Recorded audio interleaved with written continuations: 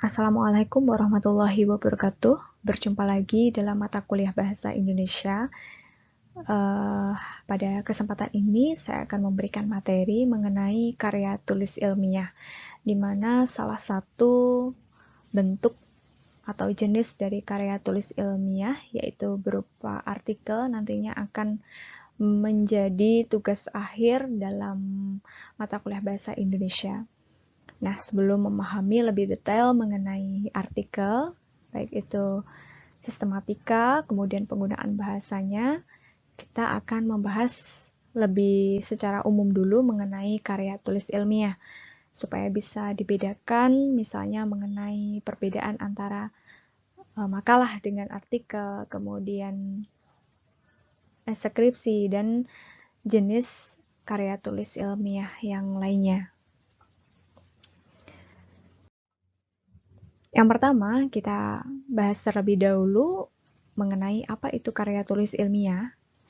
Namanya saja karya tulis ilmiah. Nah, ilmiah ini perlu digarisbawahi atau ditebalkan bahwa karya tulis ilmiah ini adalah sebuah karya tulis yang disajikan secara ilmiah, baik itu dalam sebuah forum maupun dalam media ilmiah. Kalau forum itu berarti karya tulis ilmiah itu ditampilkan dalam bentuk kegiatan, ya. Kalau media ilmiah itu berarti karya tulis ilmiah itu hanya dipublikasikan. Misalnya saja kalau media ilmiah itu contohnya adalah jurnal, ya. Jadi tidak ditampilkan dalam sebuah forum. Tetapi kalau forum itu berarti ada kegiatannya. Nah, forum ilmiah ini dibedakan atas banyak sekali jenisnya. Ada seminar, lokakarya atau workshop, kemudian ada simposium, dan juga ada konferensi. Nah, tentu kalian sudah sering mendengar ya, namun mungkin belum bisa membedakan kenapa ya ini menggunakan istilah seminar, kenapa menggunakan istilah simposium, mengapa konferensi, dan sebagainya. Maka hari ini kita akan bahas satu persatu. Yang pertama, yang sering kita dengar adalah seminar ya. Baik di beberapa fakultas ini mengadakan sendiri ya. Baik seminar, kemudian workshop, dan juga simposium. Nah, seminar ini merupakan pertemuan ilmiah untuk membahas masalah tertentu guna memperoleh wawasan, kritik, pandangan ilmiah, atau bisa tukar pendapat. Jadi yang digarisbawahi dalam sebuah seminar, seminar ini adalah inti dari kegiatan seminar itu adalah membahas suatu masalah, di mana topik yang dibahas itu merupakan masalah sehari-hari. Kemudian tujuannya adalah mencari suatu pemecahan. Oleh karena itu dalam seminar biasanya diakhiri dengan kesimpulan atau keputusan yang merupakan hasil pendapat bersama atau kadang diikuti resolusi atau rekomendasi. Nah, jenis yang kedua, kita akan membahas tentang lokakarya. Lokakarya ini nama lainnya adalah workshop, ya. Jadi, kalau ingin menggunakan bahasa kerennya, keseringan banyak yang menggunakan workshop ya. Tetapi untuk prodi bahasa Indonesia atau yang benar-benar ingin Indonesia banget ya, biasanya mengambil istilah lokakarya. Jadi sama ya, lokakarya dan workshop itu, yaitu pertemuan para ahli atau pakar untuk membahas masalah praktis. Nah, di sini yang digarisbawahi adalah praktis ya, yang bersangkutan dengan pelaksanaan dalam bidang keahliannya. Nah, perbedaan dari seminar, kalau lokakarya itu sebagian besar kegiatan tersebut menghasilkan produk atau karya, sebagai contoh ya. Workshop penyusunan kurikulum, maka yang dihasilkan adalah kurikulum. Jadi peserta itu mengerjakan ya, membuat biasanya secara berkelompok ya, membuat kurikulum, merumuskan kurikulum. Workshop penyusunan RPP, maka yang dihasilkan adalah RPP. Nah, jadi kalau workshop ini tujuannya adalah menghasilkan produk atau karya. Selain itu juga memberdayakan peserta. Jadi peserta itu benar-benar diberdayakan ya, bekerja gitu. Kemudian juga tujuannya yang lain juga menambah wawasan. Itu yang kedua, sudah tahu ya perbedaannya secara lebih umum ya. Kemudian yang ketiga ada simposium. Nah, simposium ini sedikit mirip dengan seminar, namun perbedaannya kalau simposium ini tidak secara detail, tidak, fungsinya itu bukan membahas masalah ya. Tetapi simposium di sini adalah pertemuan dengan beberapa pembicara di mana mereka ini mengemukakan pidato singkat tentang topik tertentu atau beberapa aspek dengan topik yang sama. Di mana di sana itu ada kumpulan pendapat tentang sesuatu, kumpulan konsep yang diajukan oleh beberapa orang. Jadi tujuannya bukan untuk membahas suatu masalah ya, jadi topik tertentu saja.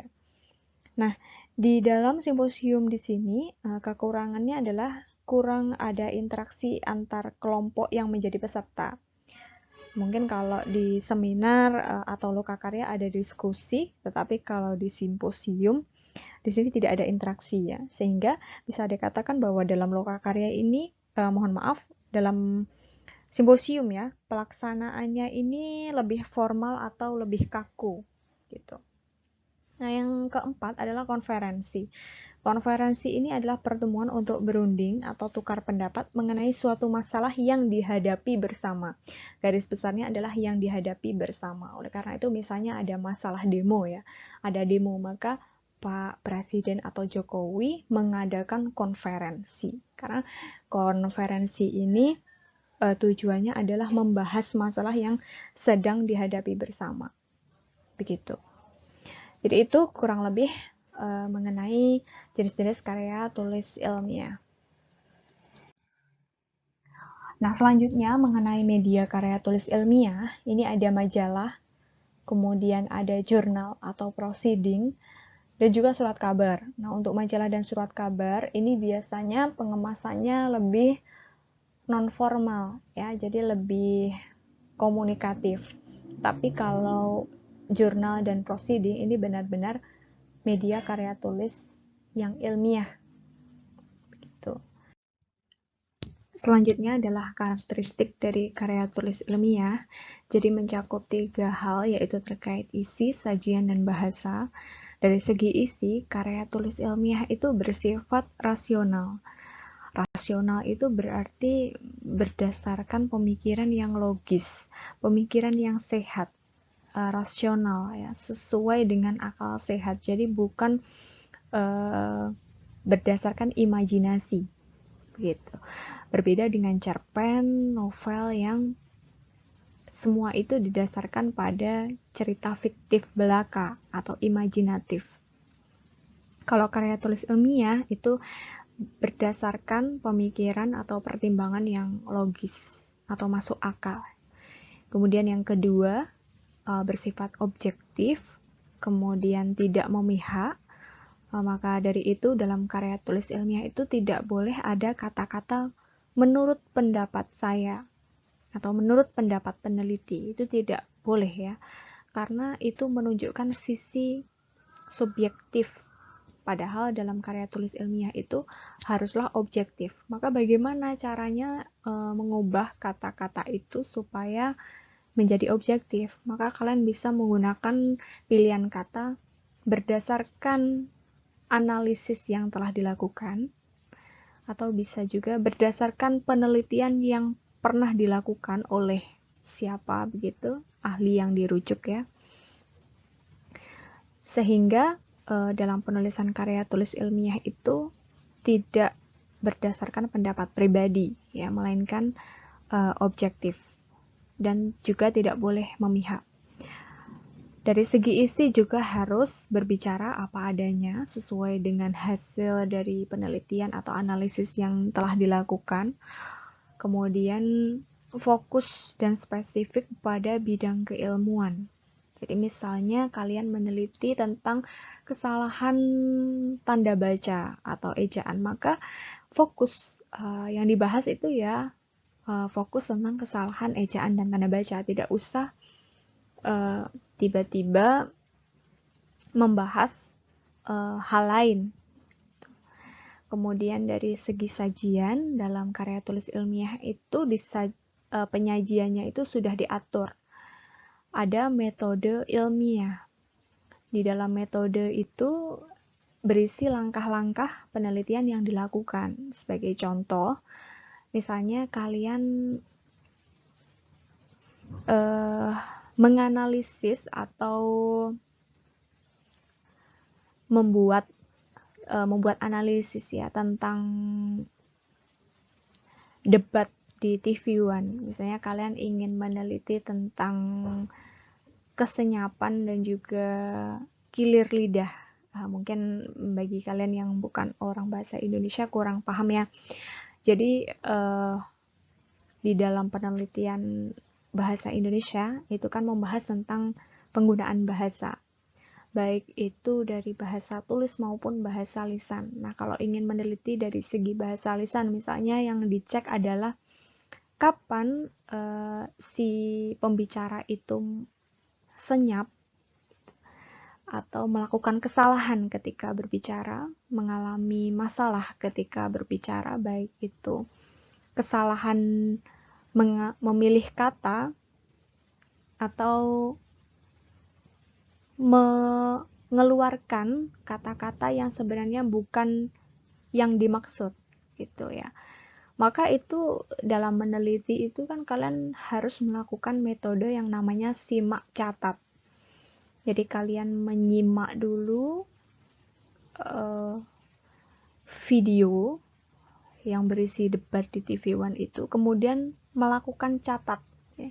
Jadi mencatat, melakukan transkrip atau memindah dari bahasa lisan itu ke bahasa tulis. Itu salah satu contoh atau bentuk dari metode ilmiah. Nah, kalau meneliti penggunaan ejaan dan tanda baca, tentu saja kalian bisa menggunakan analisis, namanya analisis deskriptif kualitatif ya. Atau kalian bisa cek di internet, biasanya itu menggunakan analisis apa ya. Kemudian yang kedua, dari segi sajian dalam karya tulis ilmiah itu baik itu artikel atau makalah dan juga karya tulis ilmiah yang lain, baik misalnya skripsi, itu sudah ada tata cara penulisannya sendiri-sendiri. Nah, misalnya yang versi paling lengkap ya, skripsi misalnya. Di skripsi itu ada di bagian awal tuh ada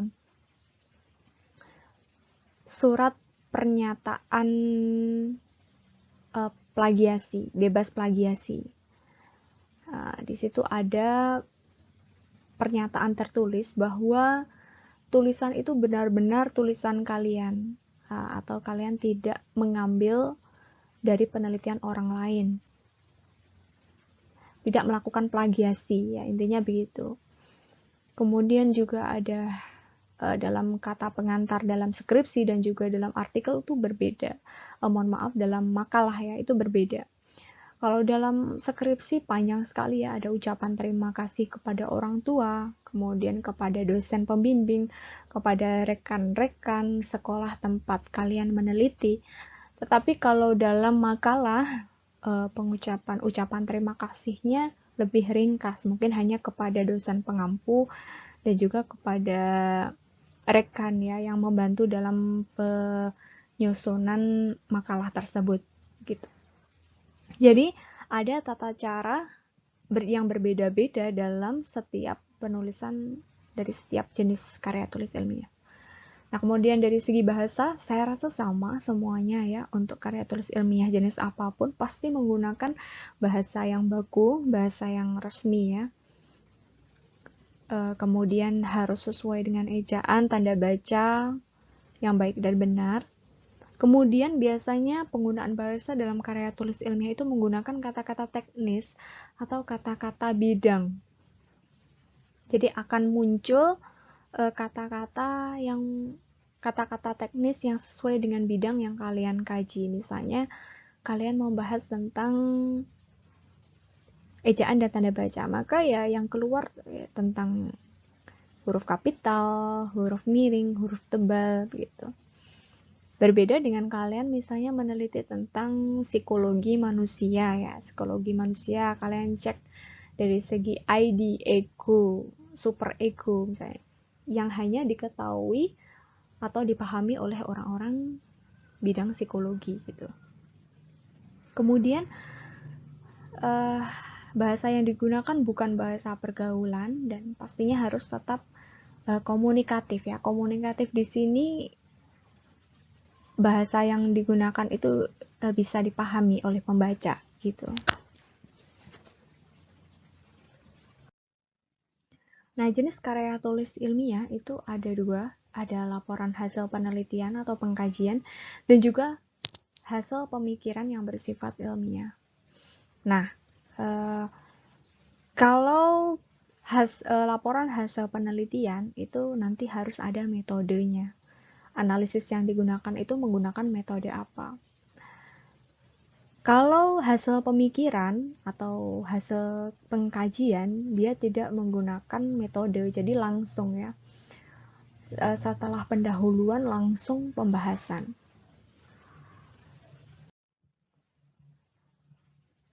Kemudian bentuk-bentuk dari karya tulis ilmiah, ada laporan hasil penelitian, buku, diktat, modul, karya terjemahan, makalah, tulisan di jurnal, dan artikel yang dimuat di media massa atau karya tulis ilmiah populer.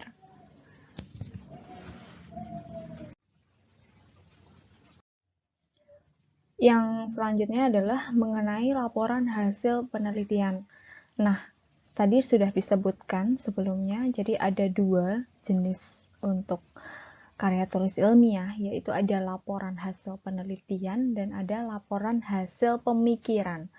Kalau hasil penelitian, ini harus ada poin yang ketiga, yaitu metode penelitian.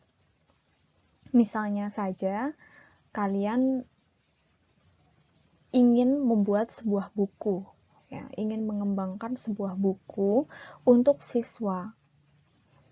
Nah, tentu terdapat langkah-langkah penelitian, tidak secara langsung tiba-tiba membuat buku, itu tidak. Jadi kalian harus melakukan langkah-langkah sebelum menyusun buku.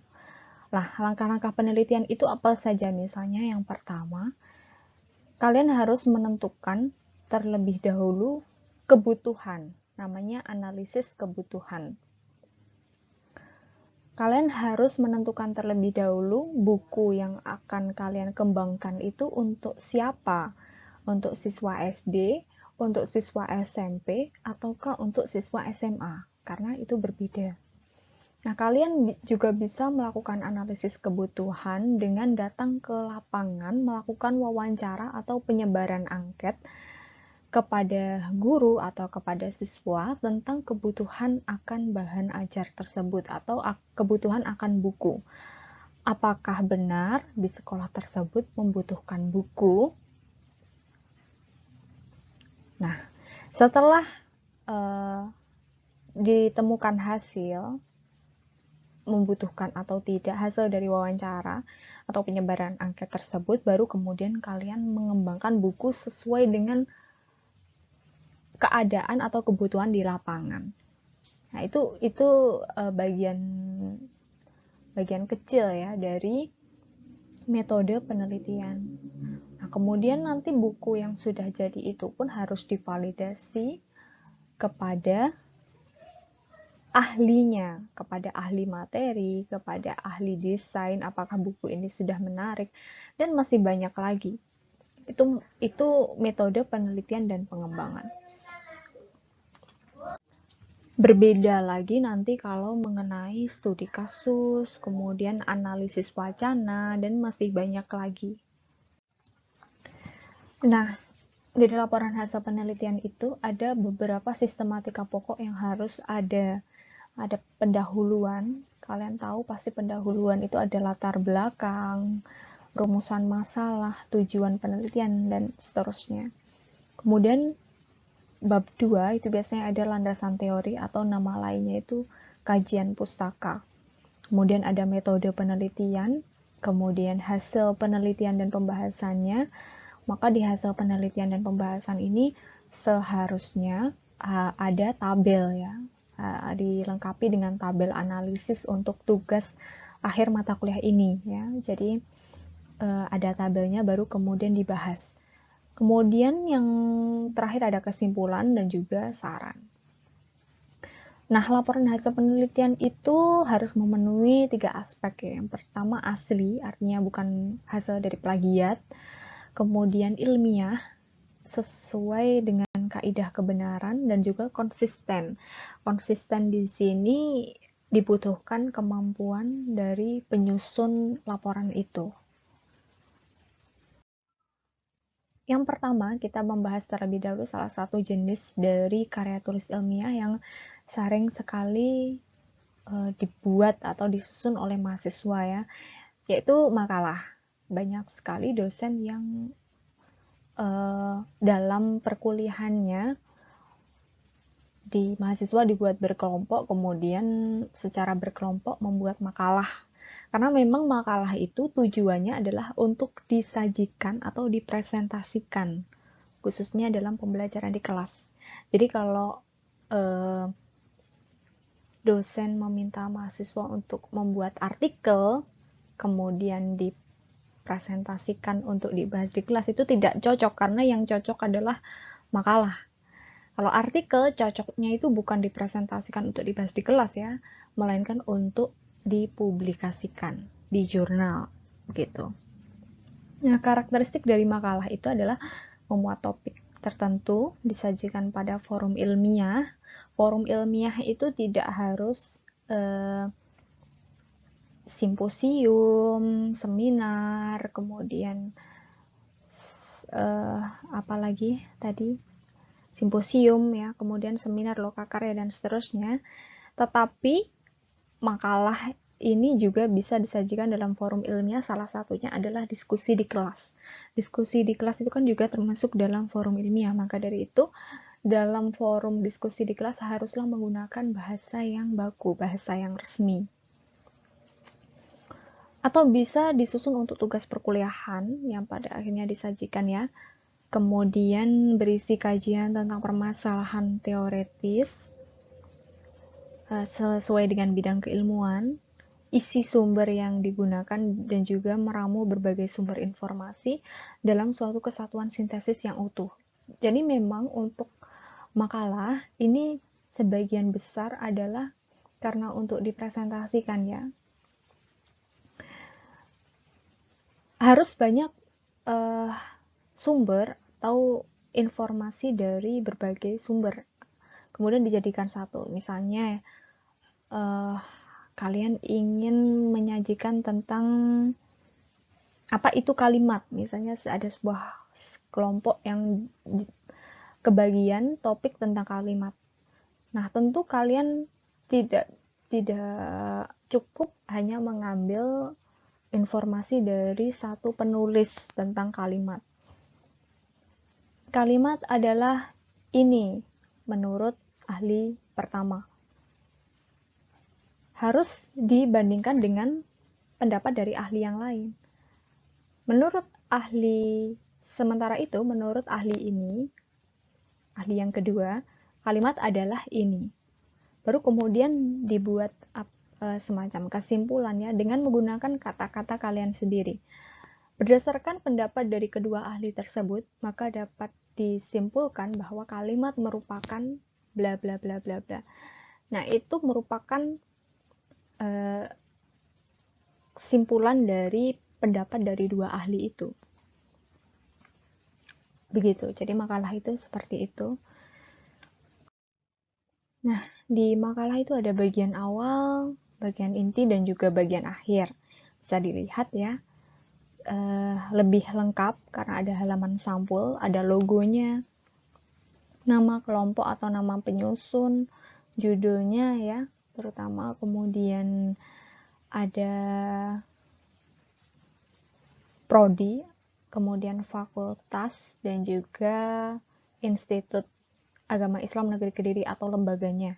Kemudian di akhir ada tahun.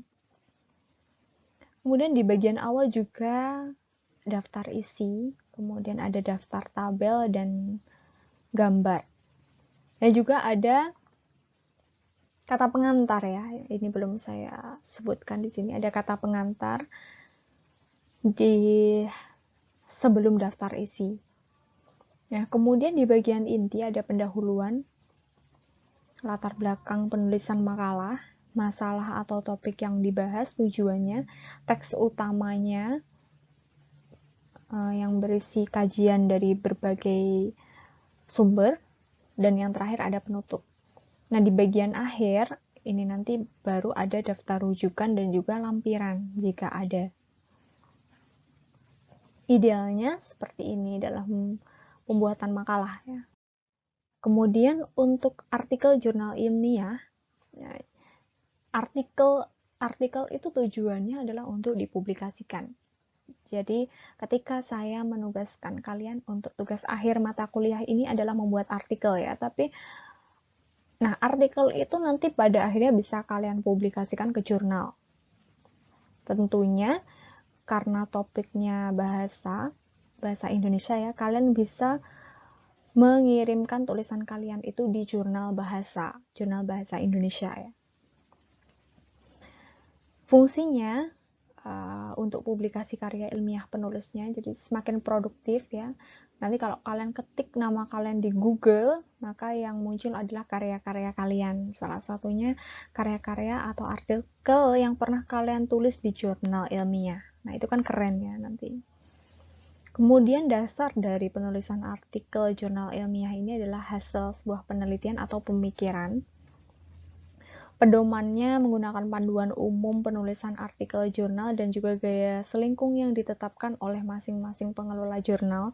Jadi sebenarnya di setiap jurnal itu punya gaya penulisan sendiri-sendiri. Kita bisa mengikuti sesuai dengan tempat di mana kita mau mempublikasikan jurnal tersebut.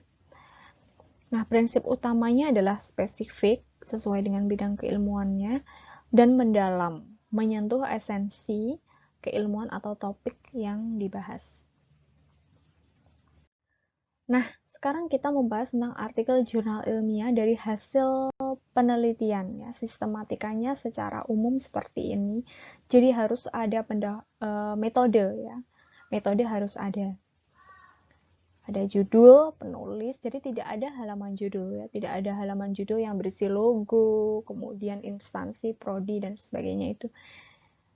Sistematikanya langsung judul, nama, identitas penulis, email ya. Kemudian instansinya, abstrak dan kata kunci, pendahuluan, metode, hasil penelitian, pembahasan, kesimpulan dan saran. Oh iya, ada daftar pustaka ya. Ini sepertinya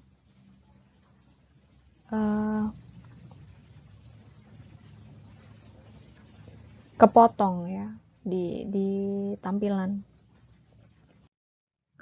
Nah, untuk artikel jurnal ilmiah dari hasil pemikiran, ini tidak ada metode penelitian ya. Jadi langsung judul, kemudian penulis, identitas penulis, abstrak, kata kunci, pendahuluan, kemudian isi, simpulan, dan juga saran, dan yang terakhir ada daftar pustaka. Baik, itu informasi atau materi yang bisa saya sampaikan mengenai karya tulis ilmiah. Selamat mengerjakan artikel untuk tugas akhir mata kuliah ini. Apabila ada kesulitan, kalian bisa menyampaikannya di grup WA. Saya akhiri, wassalamualaikum warahmatullahi wabarakatuh.